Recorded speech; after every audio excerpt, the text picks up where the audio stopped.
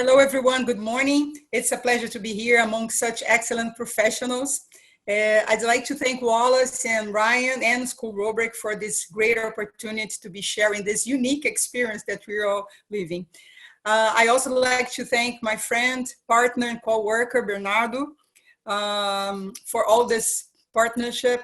Bernardo holds a Master of Education degree by Framingham College, and we have been working together for 16 years, building a strong PE department. I'd like also to, on behalf of Bernardo, myself, and ERJ, I'd like to thank our upper school PE staff, Ms. Thais Leite, Mr. Fábio Guedes, and Mr. Vinícius Alvarez. They have been joining us in all the creation of the curriculum and the scope and sequence of the PE department. This is a little bit of our school, American School of Rio de Janeiro, ERJ. It was founded in 1937. You can see us in the map of South America and Brazil. We have two campuses, Barra campus and Gava campus. The city is huge, 6 million, and we are IB school with two campuses and 1160 students. 30 nationalities from preschool to 12th grade, and it's a G Suite school. Next slide, please. Okay, so first of all, this is a question that all of us start thinking when all this distance learning begins. Why is physical education important during school closures? Because first of all, we thought, oh, maybe PE is not going to be important. The principals were also wondering about the content of the core subjects. Then we started to think about the pillars that holds the ERJP, which is we strive for students' motor skills development. We have a high level of engagement. We work with conditioning, well-being, and differentiation instruction.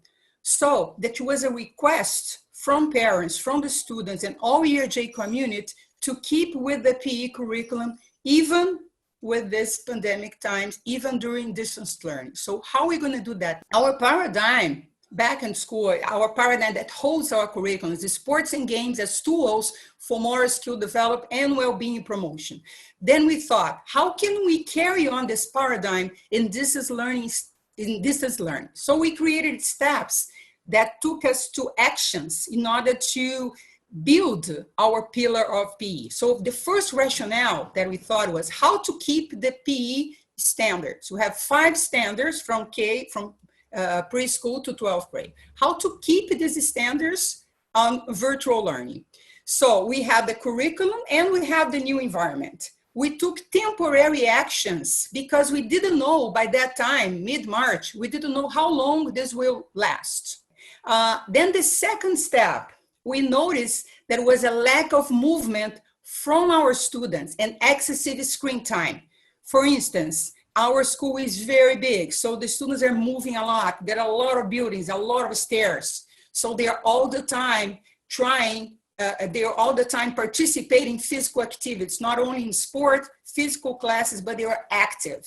So we designed new activities to engage the students considering this new environment. None of them have materials at home, balls or rackets, fitness equipment. So we took in consideration all the things that they have it, but also things that they could improvise.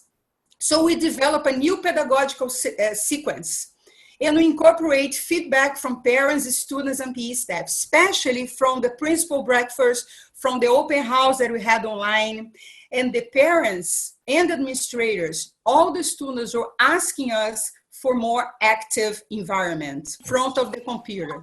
So then what happened? We created two learning sequences, one for middle school. So the one for middle school, what happened was that we were in our second unit at school. We had taught volleyball, and we were going to start with softball. And softball is a not popular sport in Brazil. And we only teach softball once a year. So we didn't want to jeopardize the softball content. So we brought the softball content to distance learning. And we spent the first 2 weeks teaching softball, the basic skills that they were learning, they would have learned at school. They had 3 classes of 80 minutes, more or less. They had learned basic skills, basic rules, and a little bit of lit-up games. But then we realized that it was not active enough. So we took two decisions. The first decision was to anticipate the third unit and to change completely the content that we would deliver back at school. We would deliver ultimate frisbee, flag football, team handball, floor hockey. So we got rid of that. And we created a new unit called Distance Learning Lifetime Fitness. So this unit was composed of coordination skills, a lot of different types of coordination skills, a sequence of circuit trainings until they get to the point, the culminating point that they create their own routine that will be explained later. So the first challenge was really, really difficult to incorporate. We have to teach throwing, catching, pitching, and batting, virtual learning. So we asked the students to take picture of themselves doing the movements, and they have a table where they check if their picture was corresponding to the official position picture, and they write on the right side the room for improvement. And they got the indicators of performance and the rubrics that they already have. This is a habit they have. Even when we teach at school, if we teach volleyball, basketball, soccer, it doesn't matter, they all have indicators of performance. So they got this indicator of performance and trying to reproduce their skills. And you can notice here in the presentation that some students didn't have a bat, so they used a broom. Some students didn't have a glove, they used a sock on their hand. And we taught them how to do a sock ball, for example. So it's pretty fun, this. From the softball, then we wrapped the unit of softball and we started the challenge. So all of us teachers, we created different challenges. We created sports-related challenge and we created fitness-related challenge. We created a folder. The students have access to these folders, and every class, they have to execute 3, 4, 5 challenges from the teachers. Then after they got this idea, they were very creative getting all these ideas from the teachers. We expose ourselves with this challenge. They start creating their own challenge, okay? So they created, they manufactured the rackets. They were able to do the rackets at home. They got the water bottles and they did something. They have a tennis racket, they do it. They created a fitness challenge with the fitness class that they were exposed their coordination skills and the circuit trainings. So they created all these challenges. And actually we had a competition because it coincides with the Spirit Week. So we received over 200 videos from the students, and they were able to compete as a grade 6, 7, and 8 grade in the middle school. The advisor helped us to judge the best videos. It was really fun.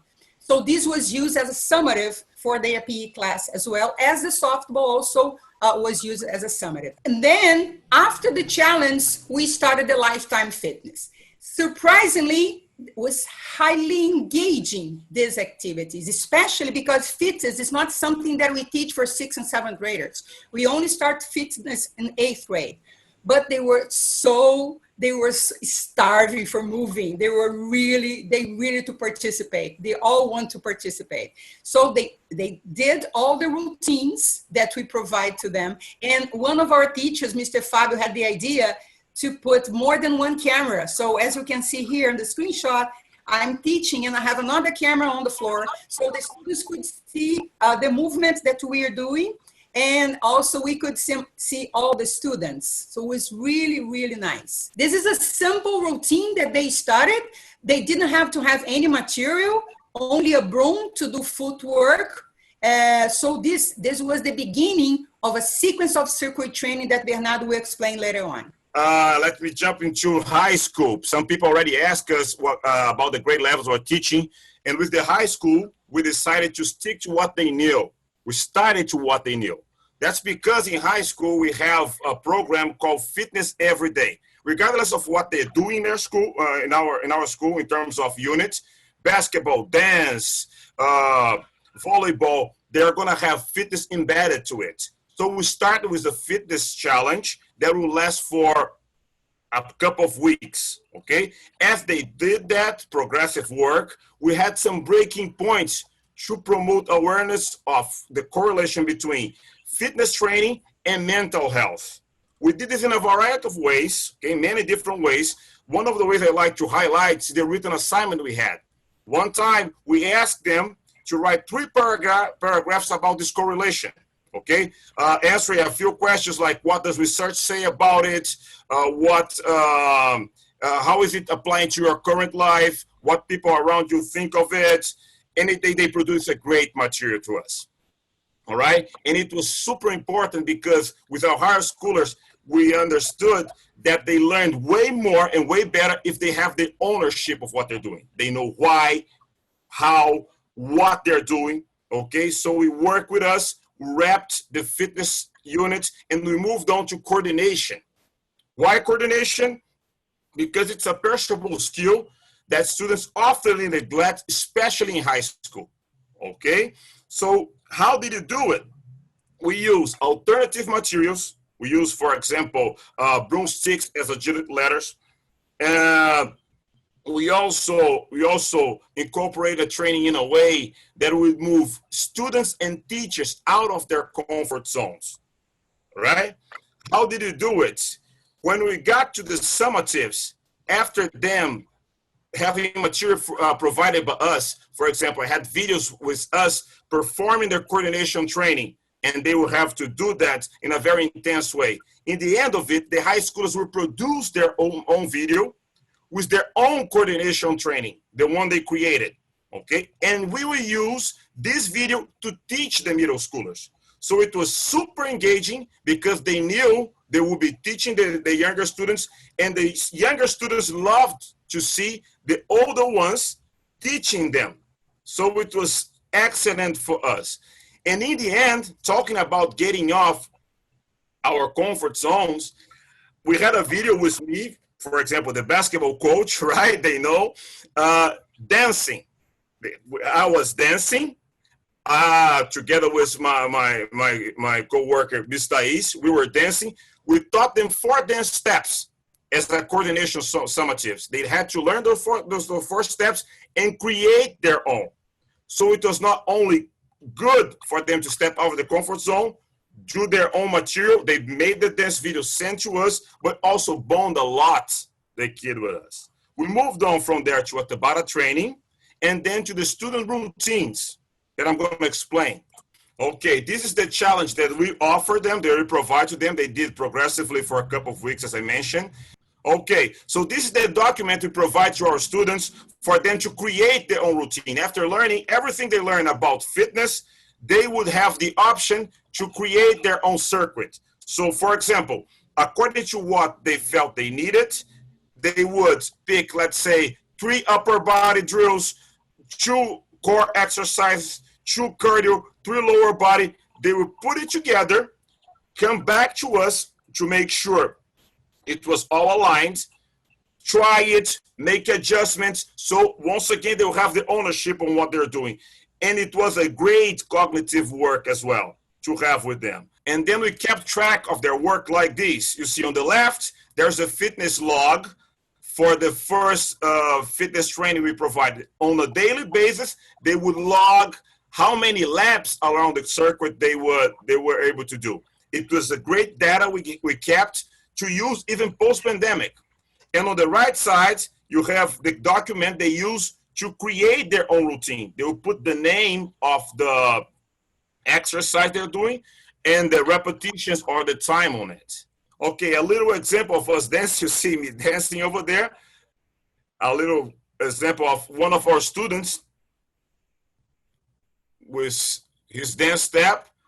They did that. They shared with us. Some of them were not comfortable to upload to a folder, so they sent an email. And then to illustrate the coordination training and the fitness training, you see me in the middle performing. And what I think it's the most interesting part of it is the student in the right. She's teaching the middle schoolers her own creation. She created this agility ladder with the broom, and she created this drill. So as you can see, we saw how important it was for us to have the movement in PE, how important it was for the students. But we strongly believe that's not only for PE. Why incorporating movement to other subjects is so important? Math teachers, for example, they're not dealing with the students. They arrive for the first block, riding their cars, walking up the stairs, visiting with their friends, and then getting to class. They're dealing now with the students. They're leaving their beds straight to the computer screen. So a little bit of movement in your class, from a quick stretching or to games in which they can answer and move, will help them to raise the level of alertness, engage them better in activities, help them to spark their creativity depending on how you work with it. And especially the exercise will increase the blood flow to enhance their cognition. What has been working well? What we thought was the video feedback was really, really good, was an excellent feedback. We received over 200 videos from the students, which shows the high level of engagement. Also, the fitness log and the feedback forms that Bernardo just mentioned, where they write the advantage of mental health and workout. And the fitness sequence, because they were able to do every week, they were increasing and get engaged in more advanced fitness circuit training. The challenge we face, some of our international students moved back to Europe, okay? So they moved to Asia, so they had a different time zone, right? As you can see here also in our group. So this was a challenge. They were doing PE in the evening or after lunch. Sometimes the connectivity, which happens with Bernardo in the beginning. So in order to solve this, the students film themselves and send us the video. And the written work was a challenge because in fact, we were so anxious to teach, to deliver the content of software unit, but we noticed that they need to be more active rather than have written work. I'm proud to say that this was all possible because the strengths of our department to face this new situation, which are, we have alignment among campus, we have alignment among school divisions, lower school PE teachers, middle school and high school. We have a common scope of sequence. We have solid rubrics, indicators of performance. We have proficiency scales for all the units that we teach, and we meet on a weekly basis. So this is really important for us to be able to have this work done and to be sharing this with you. Last but not least, the ERJ community embraces the importance of PE within this pandemic times. So it's really something important. We have some resources here. Our emails are on the bottom. I'd like to thank you all for attending our presentation. It was a pleasure to be sharing this experience with all of us. Thank you very much. Thank you very much, Guy. Thank you very much, SchoolRubric and Neíse.